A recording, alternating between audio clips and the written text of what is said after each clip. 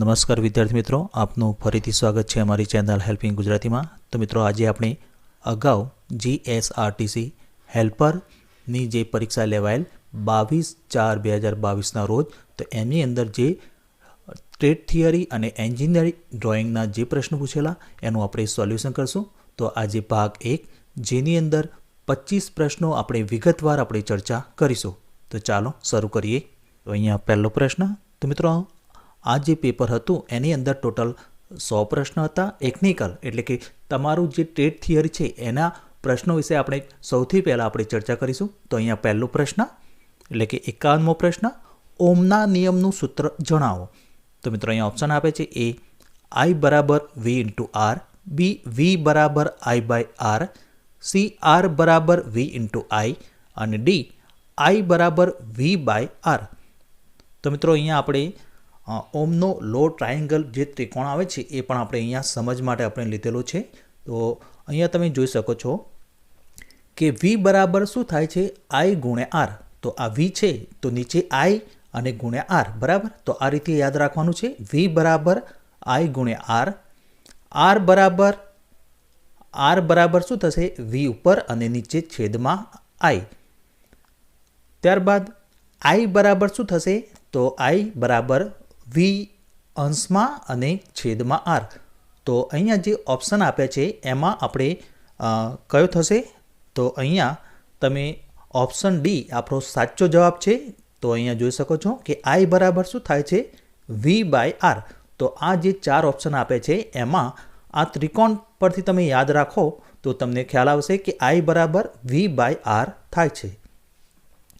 ત્યારબાદ 52મો પ્રશ્ન, 3 phase wire સપ્લાયમાં કેટલો વોલ્ટેજ હોય છે? તો option A 440 voltage, B 230 voltage, C 110 voltage અને ડી 660 વોલ્ટેજ. તો આનો સાચો જવાબ છે ઓપ્શન નંબર એ 440 વોલ્ટેજ. ત્યારબાદ 53મો પ્રશ્ન, ટ્રાન્ઝિસ્ટરમાં કેટલા ટર્મિનલ હોય છે? તો ઓપ્શન એ 1, બી 2, સી 3 અને ડી 4. તો આનો સાચો જવાબ છે ઓપ્શન નંબર સી 3. તો મિત્રો, અહીંયા આપણે અલગથી સમજ માટે ટ્રાન્ઝિસ્ટરની અહીંયા આકૃતિ પણ લીધેલી છે અને અહીંયાનો સિમ્બોલ. તો અહીંયા તમે જોઈ શકો છો કે 1 નંબર છે એને એમીટર કહેવાય, બે નંબર છે એને બેઝ કહેવાય અને 3 એ કલેક્ટર કહેવાય. તો એના ટોટલ ટર્મિનલ જે હોય છે ટ્રાન્ઝિસ્ટરના એ 3 હોય છે. ત્યારબાદ 54મો પ્રશ્ન, નીચેનામાંથી કઈ પેન્સિલની લીડ હાર્ડ હોય છે? તો option A HB, B B, C 3H અને ડી F. તો મિત્રો, અહીંયા આપણે અલગથી આકૃતિ પણ લીધેલી છે કે હાર્ડ ગ્રેડની પેન્સિલ હોય છે એ 4H થી 9H સુધીની હોય છે. ત્યારબાદ મીડિયમ ગ્રેડની જે પેન્સિલ હોય છે એ B થી 3H અને સોફ્ટ ગ્રેડની જે પેન્સિલ હોય છે એ 2B થી 7B હોય છે. તો અહીંયા તમે જોઈ શકો છો કે આ જે ઓપ્શન આપે છે એની અંદર મીડિયમ ગ્રેડની જે ગ્રેડ છે એ આપેલા છે HB, B, 3H અને F. તો આનો સાચો જવાબ છે ઓપ્શન નંબર સી 3H. તો મિત્રો, અહીંયા મીડિયમ ગ્રેડની જે આ આકૃતિ છે તો એની અંદર જે હાર્ડ છે એ 3H છે. તો અહીંયા તમે નીચેની આકૃતિ પણ જોઈ શકો છો કે ડાબી બાજુ જેમ જઈએ એમ એ ગ્રેડની જે પેન્સિલનો ગ્રેડ હોય છે એ હાર્ડ થતો જાય છે. ત્યારબાદ 55મો પ્રશ્ન, ટી સ્ક્વેરની સાઇઝ કેવી રીતે નક્કી કરવામાં આવે છે? તો ઓપ્શન એ બ્લેડની લંબાઈ, બી બ્લેડની પહોળાઈ, સી હેડની લંબાઈ અને ડી હેડની પહોળાઈ. તો આનો સાચો જવાબ છે ઓપ્શન નંબર એ બ્લેડની લંબાઈ. તો મિત્રો, અહીંયા આપણે અલગથી આપણે ટી સ્ક્વેરનો ઉપયોગ કેવી રીતે થાય છે એની આકૃતિ પણ આપણે બતાવેલી છે. આને ટી સ્ક્વેર કહેવાય. તેનો ઉપયોગ સમાંતર લાઈનો એટલે કે હોરિઝોન્ટલ સમાંતર લાઈનો ડ્રો કરવા માટે થાય છે. તો ટી સ્ક્વેરની સાઇઝ તેની બ્લેડની આ જે બ્લેડ છે એની લંબાઈ દ્વારા નક્કી કરવામાં આવે છે. ત્યારબાદ 56મો પ્રશ્ન, એન્જિનિયરિંગ ડ્રોઈંગમાં સેક્શન લાઇન કેટલા અંશે એટલે કે ડિગ્રીએ દોરવામાં આવે છે? તો option A 55 degree, B 45 degree, C 90 degree અને ડી 10 ડિગ્રી. તો આનો સાચો જવાબ છે ઓપ્શન નંબર બી 45 ડિગ્રી એટલે કે 45 અંશ. તો મિત્રો, અહીંયા આપણે અલગ આકૃતિ સમજ માટે લીધેલી છે કે આ જે હોલો જે પાઇપ છે તો એને આપણે કટિંગ કરીશું વચ્ચેથી તો અહીંયા નીચેની આકૃતિ છે એ રીતની દેખાશે. તો એને દર્શાવવા માટે આ સેક્શન લાઈન આવે છે એનાથી દર્શાવવામાં આવે છે અને તે 45° ખૂણે દોરવામાં આવે છે. તો મિત્રો આ ખાસ તમારે ધ્યાન રાખવું. બીજું મિત્રો કે આ એન્જિનિયરિંગ ડ્રોઈંગનો પ્રશ્ન છે. તો આ જે પેન્સિલના ગ્રેડ એ બધા એન્જિનિયરિંગ ડ્રોઈંગના પ્રશ્નો છે. અગાઉ પણ આપણે 15 જેટલા ડ્રોઈંગના MCQ પ્રશ્નોની સિરીઝ આપણે બનાવેલી છે. તો તમે અમારી ચેનલ ઉપર પ્લેલિસ્ટમાં એન્જિનિયરિંગ ડ્રોઈંગના MCQના વિડીયો આપણે બનાવેલા છે. એ મિત્રો ખાસ તમારે જોઈ લેવા. ત્યારબાદ 17મો પ્રશ્ન, કોઈ પણ નોંધ દર્શાવવા માટે કઈ રેખા એટલે કે લાઇનનો ઉપયોગ થાય છે? તો option A centre line, B dimension line, C ladder line અને D આઉટ લાઇન.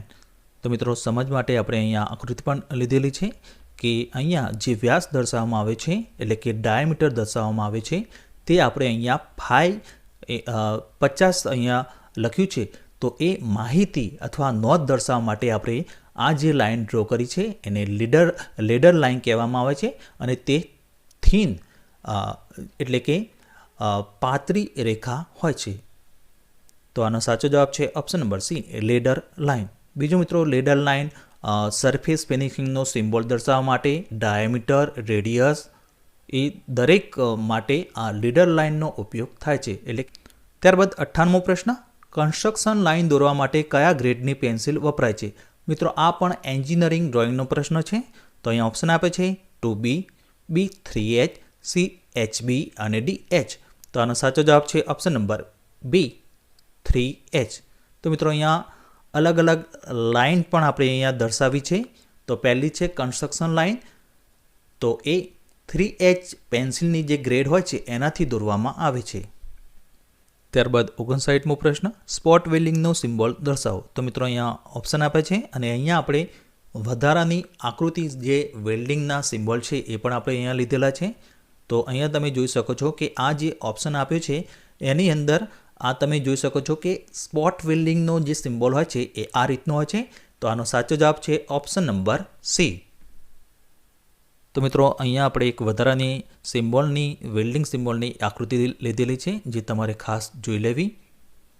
ત્યારબાદ 60મો પ્રશ્ન, પેટ્રોલ એન્જિનમાં એર ફ્યુઅલ રેશિયો એટલે કે ગુણોત્તર કોના દ્વારા સંચાલિત થાય છે? તો option A injector, B કાર્બ્યુરેટર, C governor અને D ફ્યુઅલ ઇન્જેક્શન પંપ. તો અહીંયા આપણે વધારાની આકૃતિ પણ લીધેલી છે અને આનો સાચો જવાબ છે ઓપ્શન નંબર B કાર્બ્યુરેટર. તો મિત્રો અહીંયા આપણે સિમ્પલ કાર્બ્યુરેટરનો ડાયાગ્રામ લીધેલો છે અને ફિઝિકલ જે કાર્બ્યુરેટર હોય છે એ આ રીતનો અહીંયા જમણી બાજુ જે આકૃતિ દર્શાવી છે એ પ્રકારનું હોય છે. તો કાર્બ્યુરેટર મિત્રો શું કરે છે? પેટ્રોલ એન્જિનમાં કાર્બ્યુરેટરનો ઉપયોગ થાય છે જે એર એટલે કે હવા અને ફ્યુઅલ એટલે કે પેટ્રોલનું પ્રોપર પ્રમાણ જાળવે છે. એટલે કે ગુણોત્તર કેટલા પ્રમાણમાં હવા જવી જોઈએ અને કેટલા પ્રમાણમાં પેટ્રોલ જવું જોઈએ તો એ નક્કી કોણ કરે છે? કાર્બ્યુરેટર એ નક્કી કરે છે એટલે કે સંચાલિત કરે છે. તો અહીંયા આપણે એની સ્કેમેટિક ડાયાગ્રામ પણ આપણે અહીંયા દર્શાવેલો છે. ત્યારબાદ 61મો પ્રશ્ન, સ્પાર્ક પ્લગની ગેપ કેટલી રાખવામાં આવે છે? તો ઓપ્શન A 0.4 થી 0.9 mm, B 0.2 થી 0.8 mm, C 0.3 થી 0.7 mm અને D 0.6 થી 1 mm. તો અહીંયા આપણે સ્પાર્ક પ્લગ પણ બતાવે છે અને અહીંયા નીચેની આકૃતિમાં આ જે વર્તુળ દોરેલું છે એમાં તમે અહીંયા જોઈ શકો છો કે આ જે ગેપ હોય છે એ કેટલી રાખવામાં આવે છે. ત્યારબાદ અહીંયા આપણે એક વધારાની આકૃતિ પણ લીધેલી છે કે ફિલર ગેજ હોય છે તો એ સ્પાર્ક પ્લગની ગેપ માપવા માટે એનો ઉપયોગ થાય છે. તો આનો સાચો જવાબ છે ઓપ્શન નંબર C 0.3 થી 0.7 mm જેટલી સ્પાર્ક પ્લગની ગેપ રાખવામાં આવે છે અને એ માપવા માટે આ જે ફિલર ગેજ હોય છે મિત્રો તો આ રીતની હોય છે જેની અંદર અલગ અલગ થિકનેસની પાતળી પટ્ટીઓ અહીંયા આવેલી હોય છે. તો જે પણ માપ આપણે રાખવું હોય તો એ પટ્ટી આપણે આ ગેપ વચ્ચે મૂકીને એને એડજસ્ટ કરી શકીએ છીએ એટલે કે માપી શકીએ છીએ. ત્યારબાદ 62મો પ્રશ્ન, ડીઝલ એન્જિનમાં ઇન્જેક્ટર પ્રેશર કેટલું હોય છે? તો option A 10 bar, B 100 bar, C 150 બાર અને D 300 બાર. તો તો આનો સાચો જવાબ છે ઓપ્શન નંબર બી 112. ત્યારબાદ 63મો પ્રશ્ન, પેટ્રોલની ઇગ્નિશન ગુણવત્તા નીચેનામાંથી શેમાં વ્યક્ત થાય છે? તો option A cetane number, B octane number, C calorific value અને ડી ઉપરોક્ત એ બી સી તમામ. તો આનો સાચો જવાબ છે option number B octane number. તો મિત્રો અહીંયા ખાસ ધ્યાન રાખવાનું કે પેટ્રોલની ઇગ્નિશન ગુણવત્તા વ્યક્ત કરવા માટે ઓક્ટેન નંબરનો ઉપયોગ થાય છે અને જો ડીઝલની ઇગ્નિશન ગુણવત્તા વ્યક્ત કરવા માટે સીટેન નંબરનો ઉપયોગ થાય છે. એટલે કે પેટ્રોલમાં ઓક્ટેન નંબર આવે અને ડીઝલ ફ્યુઅલ હોય તેમાં સીટેન નંબર આવે છે.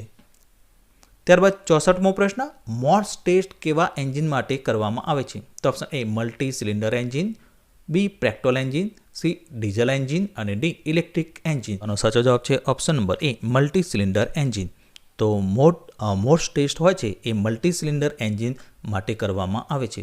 ત્યારબાદ 65મો પ્રશ્ન, 4 સિલિન્ડર એન્જિનની કેપેસિટી 2.4 લિટર છે તો એક સિલિન્ડરનો સ્વેપ્ટ વોલ્યુમ નીચેનામાંથી કેટલું થાય? તો option A 400 centimetre cube, B 600 centimetre cube, C 1200 centimetre cube અને ડી 2400 સેન્ટીમીટર ક્યુબ. તો મિત્રો અહીંયા આપણે અલગથી પણ આપણે અહીંયા માહિતી તમને સમજ પડે એ રીતે આપણે અહીંયા દર્શાવી છે કે એક સિલિન્ડરનું વોલ્યુમ કેટલું થાય?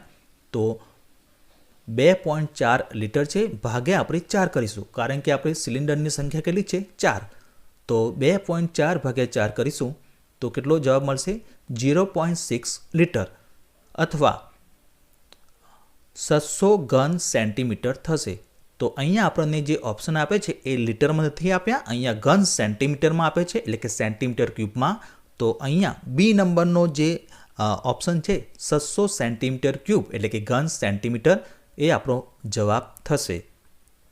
તો આનો સાચો જવાબ છે option number B 600 centimetre cube. ત્યારબાદ 66મો પ્રશ્ન, કમ્પ્રેશન સ્ટ્રોકમાં પિસ્ટનની દિશા કઈ હોય છે? તો ઓપ્શન એ ઉપરની તરફ, બી નીચેની તરફ, સી બીડીસીથી ટીડીસી બાજુ અને ડી એ અને સી બંને. તો આનો સાચો જવાબ છે ઓપ્શન નંબર ડી એ અને સી બંને. તો મિત્રો અહીંયા આકૃતિ આપી છે, આ પહેલી જે આકૃતિ આપેલી છે પેટ્રોલ એન્જિનની અહીંયા છે.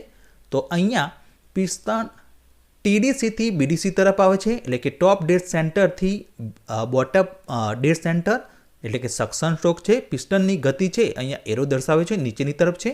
ત્યારબાદ બીજો જે સ્ટ્રોક છે એ કમ્પ્રેશન સ્ટ્રોક છે. તો પિસ્ટન નીચેથી એટલે કે બીડીસીથી ટીડીસી તરફ જાય છે, અહીંયા એરો તમે જોઈ શકો છો. ત્રીજો પાવર સ્ટ્રોક છે. તો પિસ્ટન ટીડીસીથી બીડીસી તરફ એટલે કે નીચેની તરફ આવે છે. અને ચોથો જે સ્ટ્રોક છે એક્ઝોસ્ટ, તો એમાં પિસ્ટન બીડીસીથી ટીડીસી તરફ એટલે કે ઉપરની બાજુ જાય છે. તો આપણો અહીંયા જે પ્રશ્ન છે કમ્પ્રેશન સ્ટ્રોકમાં પિસ્ટનની દિશા કઈ હોય છે? તો મિત્રો અહીંયા બીજી જે આકૃતિ આપી છે એ કમ્પ્રેશન સ્ટ્રોક છે. તો એની અંદર પિસ્ટન બીડીસી એટલે કે બોટમ ડેડ સેન્ટરથી ટોપ ડેડ સેન્ટર એટલે કે નીચેથી ઉપરની તરફ જાય છે.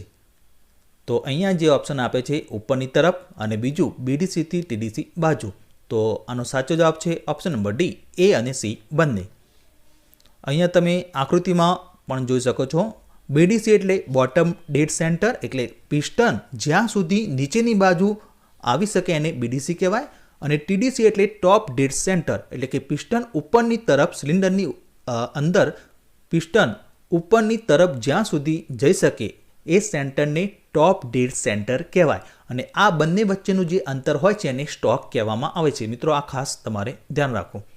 તો અહીંયા જે પ્રશ્ન આપ્યો છે તો આમાં પિસ્ટન ઉપરની તરફ પણ જાય છે અને બીજું બીડીસીથી ટીડીસી બાજુ પણ જાય છે. તો આનો સાચો જવાબ છે ઓપ્શન નંબર ડી એ અને સી બંને. ત્યારબાદ 67મો પ્રશ્ન, સમયથી પહેલાં કોઈ વાલ્વનું ખુલી જવું તેને શું કહેવાય છે? તો option A valve lag, B valve lead, C valve overlap અને ડી વાલ્વ સ્લેજ. તો આનો સાચો જવાબ છે option number B valve lead. તો મિત્રો અહીંયા વાલ્વ ટાઈમિંગ ડાયાગ્રામ પણ આપણે બતાવ્યો છે. ફર્સ્ટ સ્ટ્રોક પેટ્રોલ એન્જિનનો, ડીઝલ એન્જિનનો અલગ આવે, પેટ્રોલ એન્જિનનો અલગ આવે. તો અહીંયા તમે જોઈ શકો છો કે આ ટીડીસી છે. તો અહીંયા IVO એટલે કે ઇનલેટ વાલ્વ ઓપન ક્યાં થાય છે? આઇડિયલ કન્ડિશનમાં અહીંયા થવો જોઈએ પણ એ 15 ડિગ્રી જેટલો વહેલા ખુલે છે એટલે કે ટીડીસી પહેલાં અહીંયા 15 ડિગ્રી પહેલાં ખુલે છે. તો આ જે 15 ડિગ્રી છે એને વાલ લીડ કહેવામાં આવે છે. બીજું મિત્રો કે વાલ લેગ કોને કહેવામાં આવે? તો આ ઇનલેટ વાલ જે ક્લોઝ થાય છે IVC, બરાબર, ઇનલેટ વાલ ક્લોઝ, તો એ ખરેખર આઇડલ કન્ડિશનમાં BDC એટલે કે અહીંયા થવો જોઈએ, પણ એ 30 ડિગ્રી મોડો એટલે કે લેટ થાય છે. તો આ જે 30 ડિગ્રી છે એને શું કહેવાય? વાલ લેગ. સમયથી પહેલાં વાલ ખુલી જવું તો એને વાલ લીડ કહેવામાં આવે છે, અને સમય પછી મોડો બંધ થવો, બરાબર, તો એને શું કહેવામાં આવે છે? વાલ લેગ. બીજું મિત્રો કે વાલ ઓવરલેપ કોને કહેવામાં આવે? તો ઇનલેટ વાલ અને એક્ઝોસ્ટ વાલ બંને ઓપન ખુલ્લા હોય તો એ જે હોય છે એને વાલ ઓવરલેપ કહેવામાં આવે છે. તો મિત્રો આ જે પિરિયડ છે 15 અને 20 એટલે કે 35, તો એ વાલ ઓવરલેપ છે. આનું આપણે ડિટેલમાં પણ મિકેનિક ડીઝલ ટ્રેડના જે 500 જેટલા MCQ પ્રશ્નો છે એમાં આપણે ડિટેલમાં ચર્ચા કરી છે.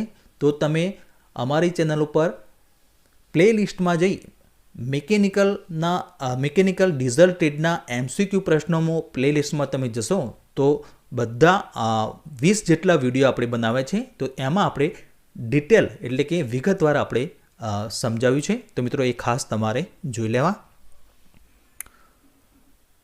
ત્યારબાદ 68મો પ્રશ્ન, એન્જિનને સુપરચાર્જ કરવાનો હેતુ શું છે? તો ઓપ્શન A, બ્રેક પાવર દીઠ એન્જિનના સમૂહને ઘટાડવા માટે. બી, એન્જિન દ્વારા કબજે કરેલી જગ્યા ઘટાડવા માટે. સી, જ્યારે વધુ પાવરની જરૂર હોય ત્યારે એન્જિનના પાવર આઉટપુટને વધારવા માટે. અને ડી, ઉપરોક્ત A, B, C તમામ. તો આનો સાચો જવાબ છે ઓપ્શન નંબર ડી, ઉપરોક્ત A, B, C તમામ. તો મિત્રો એન્જિનનો મુખ્ય સુપરચાર્જર કરવાનો હેતુ શું હોય છે? બ્રેક પાવર દીઠ એન્જિનના સમૂહને ઘટાડવા માટે. બી, એન્જિન દ્વારા કબજે કરેલી જગ્યા ઘટાડવા માટે. સી, જ્યારે વધુ પાવરની જરૂર હોય ત્યારે એન્જિનના પાવર આઉટપુટને વધારવા માટે.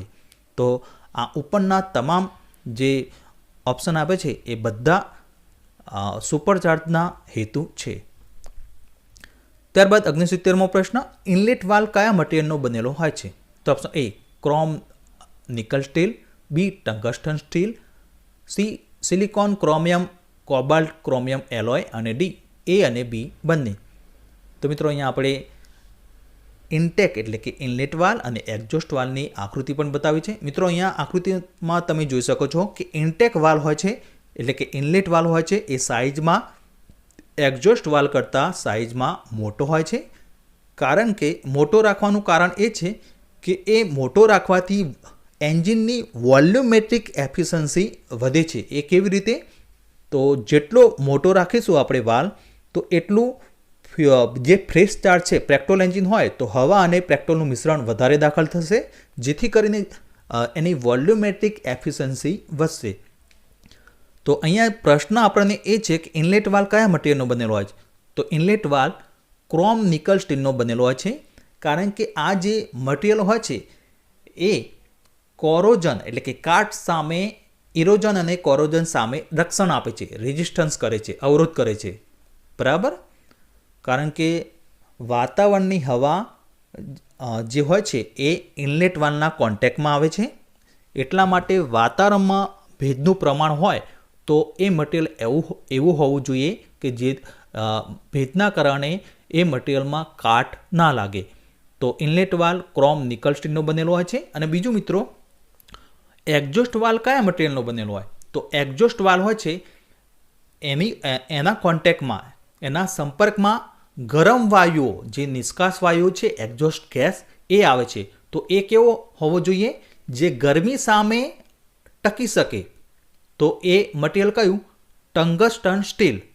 કારણ કે ગરમ વાયુઓ મટીરિયલના કોન્ટેક્ટમાં આવે તો એના કારણે શું થાય? મટીરિયલ એક્સપાન્ડ થાય, બરાબર, વિસ્તરણ થાય. તો એવું મટીરિયલ હોવું જોઈએ કે ગરમ વાયુઓ છે એના કોન્ટેક્ટમાં આવે તો એની લંબાઈમાં અથવા આકારમાં ફેરફાર ન થવો જોઈએ. તો એક્ઝોસ્ટ વાલ્વનું મટીરિયલ કયું હોય છે? Tungsten steel. તો આનો સાચો જવાબ છે option number A, chrome nickel steel. ત્યારબાદ 70મો પ્રશ્ન, સીસીનો મતલબ શું થાય છે? તો option A, centimetre square. B centimetre cube, C સેન્ટીમીટરની 4 ઘાત અને ડી સેન્ટીમીટરની 5 ઘાત. તો આનો સાચો જવાબ છે option number B centimetre cube. તો મિત્રો અહીંયા આપણે તમારી સમજ માટે આપણે અહીંયા વિગતવાર આપણે દર્શાવ્યું છે કે એન્જિન સીસી બરાબર શું થાય, ક્ષેત્રફળ એટલે કે એરિયા ગુણ્યા સ્ટોકની લંબાઈ, અને જો મલ્ટી સિલિન્ડર એન્જિન હોય તો ગુણ્યા એન. બરાબર. તો અહીંયા સૂત્ર થશે π/4d². જે એરિયા જે સિલિન્ડર છે તો એનો એરિયા કેટલો થશે, π/4d². અહીંયા ડી બરાબર શું છે, સિલિન્ડરનો અંદરનો વ્યાસ, જેને બોર કહેવામાં આવે છે. બોર એટલે સિલિન્ડરનો અંદરનો વ્યાસ એટલે કે ડાયામીટર. તો અહીંયા ડી એ બોર ડાયામીટર છે. ત્યારબાદ એલ એટલે સ્ટોકની લંબાઈ. સ્ટોકની લંબાઈ એટલે કે પિસ્ટન ટીડીસીથી ઉપરની તરફથી નીચેની તરફ એટલે કે ટીડીસીથી બીડીસી દરમિયાન જે અંતર કાપે છે એને સ્ટોક કહેવાય છે. તો એ અહીંયા એલ દ્વારા દર્શાવવામાં આવ્યું છે. અને એન એટલે મલ્ટી સિલિન્ડર એન્જિન હોય તો સિલિન્ડરની સંખ્યા. સિંગલ સિલિન્ડર હોય તો એન અહીંયા ગુણાકારમાં આવશે નહીં, પણ મલ્ટી સિલિન્ડર હોય તો આપણે અહીંયા 2 સિલિન્ડર હોય તો અહીંયા એનની જગ્યાએ 2 મૂકીશું, અને જો 4 સિલિન્ડર હોય તો એનની જગ્યાએ આપણે 4 મૂકીશું. તો આ રીતે આપણે એન્જિનના સીસી આપણે શોધી શકીએ છીએ. તો આનો સાચો જવાબ છે option number B centimetre cube. ત્યારબાદ 71મો પ્રશ્ન, પિસ્ટનના કયા ભાગ ઉપર ડિફ્લેક્ટર હોય છે? તો ઓપ્શન એ ક્રાઉન ઉપર, બી સ્કર્ટ ઉપર, સી પિસ્ટનના નીચેના ભાગમાં, અને ડી એ અને બી બંને. તો મિત્રો અહીંયા આકૃતિ પણ આપણે બતાવી છે કે પિસ્ટનનો જે ઉપરનો ભાગ હોય છે એને ક્રાઉન કહેવામાં આવે છે, અને પિસ્ટનનો આ જે નીચેનો ભાગ છે એને સ્કર્ટ કહેવામાં આવે છે. તો બીજી અહીંયા આપણે અલગથી પણ આકૃતિ અહીંયા દર્શાવી છે કે પિસ્ટનના ક્રાઉન ઉપર આ રીતે ડિફ્લેક્ટર, આ રીતનો આકાર આપવામાં આવે છે અને ડિફ્લેક્ટર કહેવામાં આવે છે. તો ડિફ્લેક્ટર મૂકવાનો, ડિફ્લેક્ટર પિસ્ટનના ક્રાઉન ઉપર ડિફ્લેક્ટર રાખવાનો મુખ્ય હેતુ સ્કેવેન્જિંગ છે. તો અહીંયા આપણો પ્રશ્ન હતો પિસ્ટનના કયા ભાગ ઉપર ડિફ્લેક્ટર હોય છે?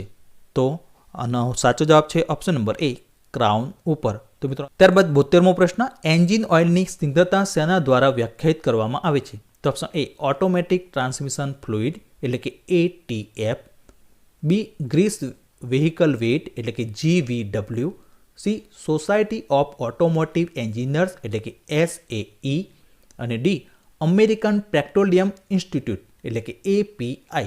તો આનો સાચો જવાબ છે option number C society of automotive engineers એટલે કે SAE. ત્યારબાદ 73મો પ્રશ્ન, નીચેનામાંથી કયું ઓઇલ મલ્ટી ગ્રેડ ઓઇલ છે તેવું દર્શાવે છે? તો option A SAE30, B API SF, C SAE 20W50, અને ડી SAE 80. તો આનો સાચો જવાબ છે option number C SAE 20W50.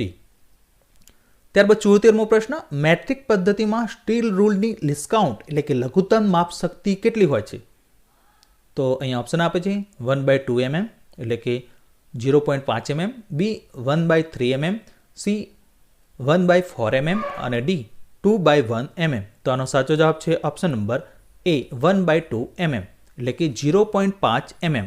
તો મિત્રો અહીંયા આપણે આકૃતિ પણ બતાવી છે સ્ટીલ રૂલની, અને અહીંયા જે આકૃતિ દર્શાવી છે એમાં તમે જોઈ શકો છો કે જે કાપા આપેલા હોય છે એમાં 2 કાપા વચ્ચેનું જે અંતર હોય છે એ 0.5 mm એટલે કે અડધો mm હોય છે. લિસ્ટ કાઉન્ટ એટલે લઘુત્તમ માપ શક્તિ. તો મિત્રો આ જે સ્ટીલ રૂલ હોય છે એનાથી આપણે અડધો mm જેટલું પણ માપ આપણે માપી શકીએ છીએ. બીજું મિત્રો લિસ્ટ કાઉન્ટની વાત નીકળી તો પ્રિસિઝન ઇન્સ્ટ્રુમેન્ટ એટલે કે માઇક્રોમીટર જે હોય છે એની લિસ્ટ કાઉન્ટ કેટલી છે? 0.01 mm એટલે કે 1 mm નો 100મો ભાગ પણ આપણે માઇક્રોમીટર વડે આપણે માપી શકીએ છીએ. બીજું વર્નિયર કેલિપર હોય તો એની લિસ્ટ કાઉન્ટ કેટલી છે? 0.02 mm. તો મિત્રો આ ખાસ તમારે ધ્યાન રાખવાનું. લિસ્ટ કાઉન્ટ એટલે લઘુત્તમ માપ શક્તિ. બીજું સાદું ઉદાહરણ આપું તો આપણી જે ઘડિયાળ હોય છે એની લિસ્ટ કાઉન્ટ કેટલી હોય છે? 1 સેકન્ડ. બરાબર. તે ઓછામાં ઓછું 1 સેકન્ડ જેટલું માપી શકે છે.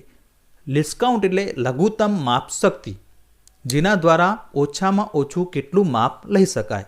આ તમારે ખાસ ધ્યાન રાખવું. ત્યારબાદ 75મો પ્રશ્ન, આંતરિક અને બાહ્ય માપને માપવા માટે વર્નિયર કેલિપર્સના કયા ભાગનો ઉપયોગ કરવામાં આવે છે? તો option A beam, B sliding unit, C fix jaw અને ડી મૂવેબલ જો.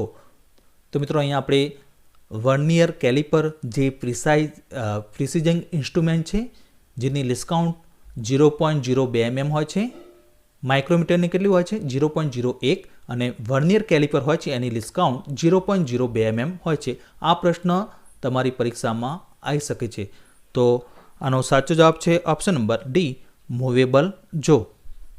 તો મિત્રો નેક્સ્ટ વિડીયોની અંદર આપણે બીજા 25 મોસ્ટ આઈએમપી પ્રશ્નો વિશે આપણે ચર્ચા કરીશું. બીજું મિત્રો ખાસ કે અગાઉ જીસીબીટીમાં જે ટેટ થિયરીના જે MCQ પ્રશ્નો પૂછાયેલા તો એના પણ આપણે બેઝિક ફંડામેન્ટલ આપણે ટેટ થિયરીના વિડીયો આપણે બનાવીશું. તો ખાસ કે અગાઉ પણ આપણે એન્જિનિયરિંગ ડ્રોઈંગના 15 થી 16 જેટલા MCQ પ્રશ્નોના વિડીયો બનાવેલા છે. એ વિડીયોની લિંક આ વિડીયોના ડિસ્ક્રિપ્શનમાં અને બીજું અમારી ચેનલમાં પ્લેલિસ્ટમાં જઈ અને એન્જિનિયરિંગ ડ્રોઈંગના MCQનું જે લિસ્ટ છે એમાં જઈને પણ તમે જોઈ શકો છો. બીજું મિત્રો ખાસ કે અમારી ચેનલ પર તમે નવા હો તો અમારી ચેનલ સબસ્ક્રાઈબ અને બેલ આઇકોન પર ક્લિક કરજો, જેથી અમારા નવા વિડીયોનું નોટિફિકેશન તમને મળતું રહે.